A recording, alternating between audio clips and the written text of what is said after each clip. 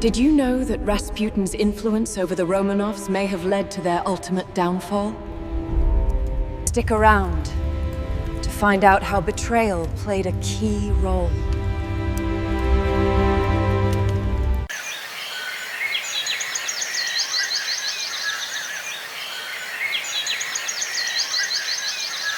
Russia, the early 20th century.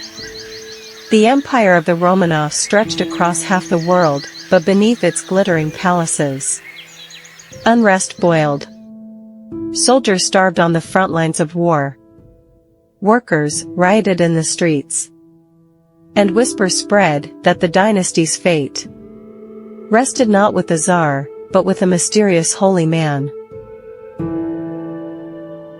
Into this fragile empire walked Grigori Rasputin, a peasant-born mystic with piercing eyes and a beard that seemed as wild as the man himself. To some, he was a prophet touched by God. To others, a devil in human form. But one thing was certain. Where Rasputin walked, whispers followed. The Romanovs hid a dangerous secret. Their only son, Alexei, suffered from hemophilia. A wound could kill him. Doctors failed. Prayers failed. And then Rasputin came. He placed his rough hands on the boy, prayed in his strange way, and the bleeding stopped. The Tsarina fell to her knees, convinced God had sent a savior. From that day, Rasputin was no longer a visitor, he was family. As Rasputin's miracles spread, so did his power. Ministers were dismissed at his word. Generals replaced by his whim. The Tsarina wrote him letters calling him our friend, believing only he could save the throne. But outside the palace walls, the people curse his name.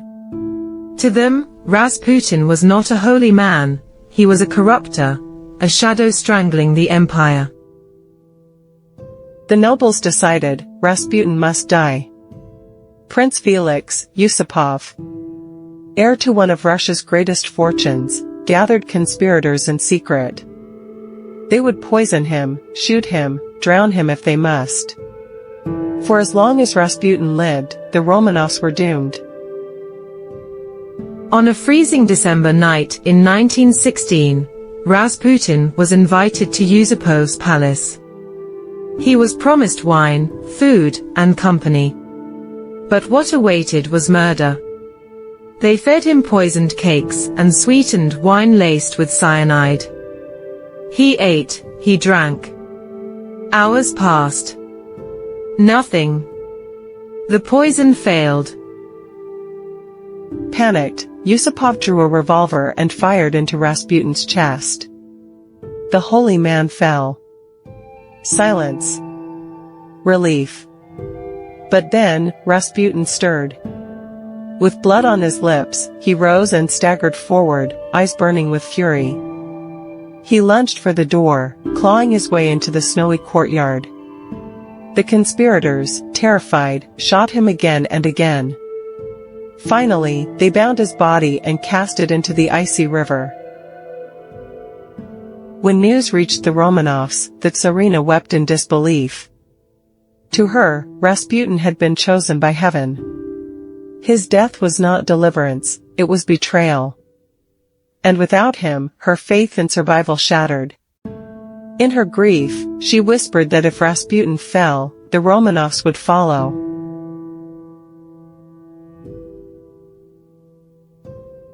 And so it was. Within a year, the dynasty collapsed. Revolution consumed Russia, the Tsar abdicated, and the Romanovs were taken prisoner. The prophecy came true. Rasputin had said that if he were killed by nobles, the Romanov family would fall within 2 years. They fell in less than 2.